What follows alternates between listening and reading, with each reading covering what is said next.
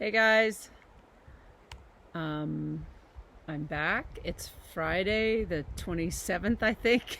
I don't know about you, but I'm starting to lose track of days here. Um, they're all just sort of blending into the one into the other, except for your routine, of course, which you're keeping up like I am, so that you can work during the week and take off on the weekends, right? As much routine as you can stand or handle. Um, sorry, I'm outside. I'm having a little tea. I'm slurping my tea for you. Sorry. Um, so today we're going to have a particularly exciting day. We're going to talk about the cortex today. We talked about the amygdala, I think, the day before yesterday or a couple of days ago. And we talked about sleep yesterday because sleep's just so generally important. But today we're going to talk about the cortex. We're going to talk about your thinking brain and the role that your thoughts and your thinking brain have in creating anxiety for yourself. So, and of course, first we're going to do some breathing. And I still haven't perfected my not scary breathing face, but I keep trying. So maybe, when all this is said and done, I'll have a really zen looking face when I breathe instead of looking like someone's torturing me. Anyway, hopefully y'all get a good laugh out of that. We all need a good laugh these days. Okay, so we're going to start with 3 deep breaths. And then, of course, I'm going to let you ground, but I'm, again, going to have you do it yourselves because I know you can handle it. So there you go. Start with breathing.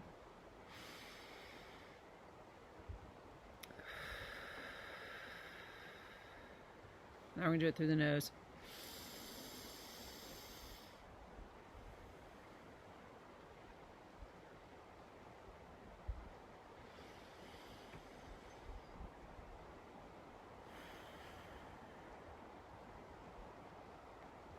And of course, if you're having allergies or something else and you find your nose is blocked, it's okay to breathe out through your mouth, but try to breathe through your nose if you can, and certainly try to breathe in through your nose,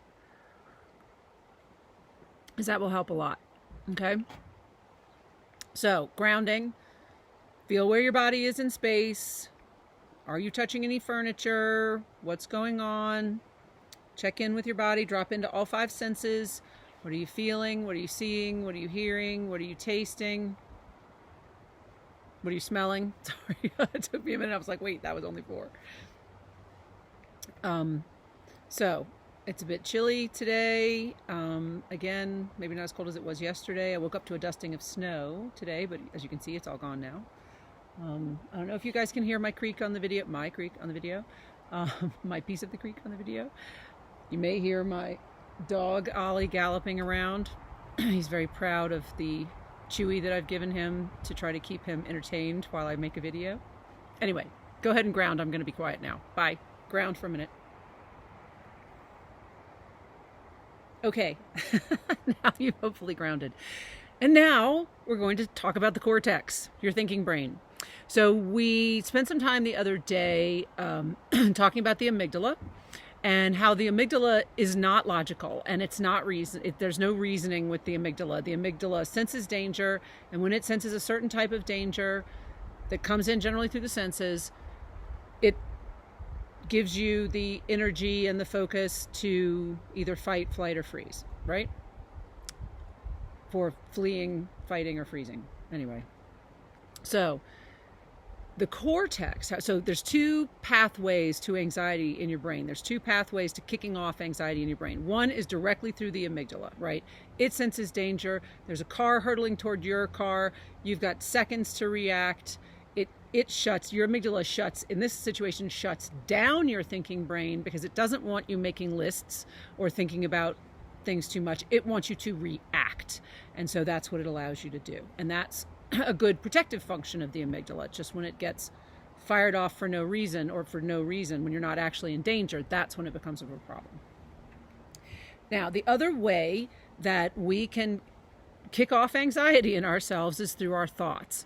And I have touched on this a number of times, but we're going to go a little bit deeper into it and talk a little bit in a little bit more depth about it today. So your cortex is this whole part of your brain. It's the thing you think of. It's the gray matter. It's the squiggly things, right? And I actually learned on a video today that if you spread it out and got out all the kinks, it would be the size of a baby blanket. I don't know if that's helpful to know or not. I guess it's maybe a little bigger than we think it is. All those little curves and nooks and crannies and whatever. I just had the image of an English muffin, which isn't really helpful in that with the nooks and crannies. Anyway, wow, I don't know. Maybe it's Friday and I'm a little giddy. Okay. The role that thoughts play in your anxiety. So, the cortex, your thinking brain, has the ability to set your amygdala off. Okay, so it's your amygdala that still like controls the body chemistry that gets set off when you start to feel anxious or fearful. But we're talking specifically about when thoughts start that process, that chain reaction, right? It's when it sets, with the, I'm thinking of the Roadrunner now and Wile E. Coyote, and he's setting the, he's got the long lead on the bomb and he's lighting it, right? So this is when your cortex is lighting the bomb of your amygdala, okay? And so your cortex, the role that your cortex has generally is it's your reasoning brain, it's your logical brain, it's your thinking brain. It's where you are most of the time, right? And it constructs reality out of what happens around you, right? It constructs your reality for you. And so what happens is if you are coming into a situation and you have the thought, oh my gosh, this is going to be terrible, right? Then that can ignite your anxiety with a thought, because you've just thought, oh my gosh, this is a terrible situation and this is going to go badly, right? So then you start getting anxious about the situation that you're coming into. The thing that we want to figure out how to do, and I'm stealing this line from Catherine Pittman again, don't scare the amygdala. I love that. Okay, try not to scare your amygdala. Okay, your amygdala is kind of skittish. It's easily frightened, and you don't want to do that. Okay, we want to stay away from scaring the amygdala. Okay, so it's important to identify the types of thoughts and the thoughts that you can have that can scare the amygdala, like the stuff that it is skittish about, right? So it's certain beliefs that you have, certain attitudes that you have, interpretations of the world, like this is going to be a terrible situation. Expectations about being judged by other people is another one. Also the idea that we know what other people are thinking, right? That we think, everybody thinks that I'm terrible at public speaking. And so they're all going to be sitting there thinking, oh gosh, Catherine really sucks at this. So that's an example of mine. When you're assuming you know what other people are thinking, and let me give you a hint, most of the time, they're not even thinking about us, That's the crazy truth about it, is we spend so much time getting all worked up about what other people think.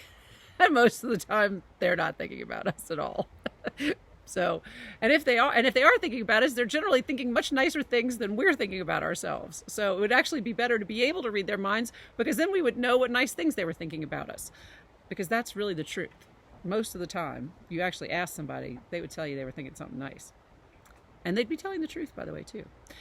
Then there's the idea of anticipating thoughts. And, that's an example, like you have something coming up, like you are supposed to be talking in front of a group and you're anticipating that's going to be terrible, right? And so then that sets off anxiety. Also, and this is a big one probably right now, is intolerance of uncertainty, okay? It's when you're in a situation where there's doubt or uncertainty and that's hard for us. A lot of people really, really struggle when they feel like they have no idea what's going to happen, right? That's not a comfortable place for most people to be. And then what we tend to do, and something we'll get to in a second, is we tend to catastrophize. If we are an anxious person, then we tend to catastrophize. When we're in a doubtful situation, we tend to think, oh my gosh, this is going to be the worst thing ever and only horrible things are going to come of it. And all the worst possible outcomes are going to happen. And believe me, I have been in this place, right? Because when I was first working as a social worker in D.C. On the backside of Capitol Hill in Anacostia, I had a nickname, which turns out maybe wasn't a compliment. I don't know.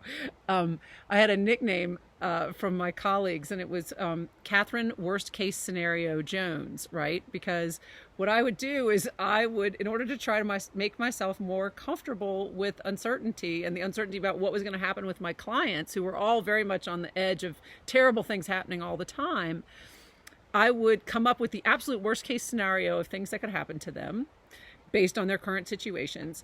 And then I could get comfortable, because then I could say, okay, if this happens, then this is what I will do, right?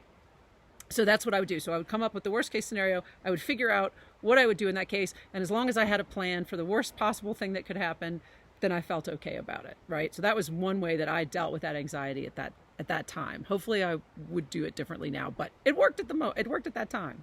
But anyway, that was my nickname. So a little bit of self-disclosure there. And then the other types of thoughts that we can have that cause anxiety are guilt. So if we're ruminating about stuff that's happened in the past that we don't feel good about, behaviors that we've engaged in, or things that we've done, or things that have happened that we feel responsible for, whether we are or not, which is also another question. And then another category that's a big one is shame. And shame and guilt are different. They often get conflated, but guilt is about something that actually happened, or a behavior, something that you did, okay? Shame is about who you are, all right? Shame is, I'm not good enough. Shame is, I can't do, like I'm a terrible person, or, I'm whatever, fill in the negative blank, okay?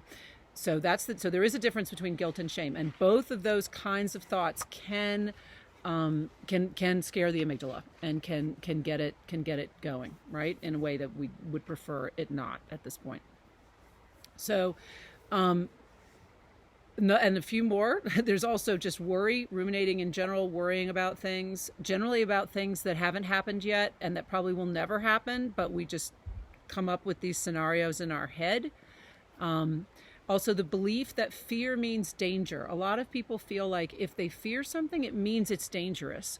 And that's not necessarily the case, particularly if you're a trauma transcender. If you're someone who's experienced major trauma in your life, or even any kind of trauma, you could fall into, this is something that a lot of people who've experienced trauma will have too, is that they become sort of hyper vigilant. And so anytime they feel any fear, they assume that there is danger, that it's legitimate, even if it's not. There's also hopelessness.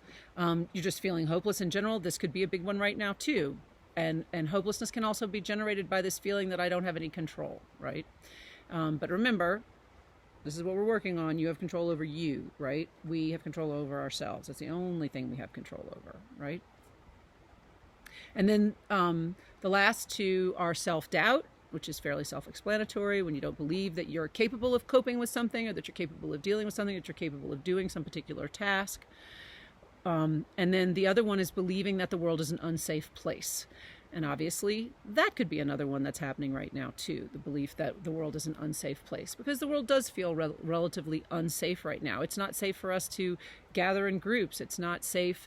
We don't know how our own bodies would react if we caught the virus.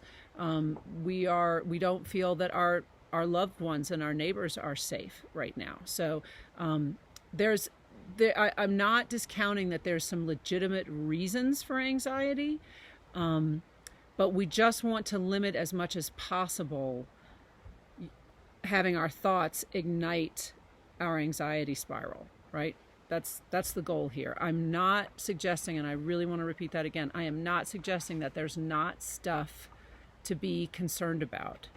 But when it reaches a level that it is interfering with your ability to find some joy, here we go again. All right, I'm going to start over.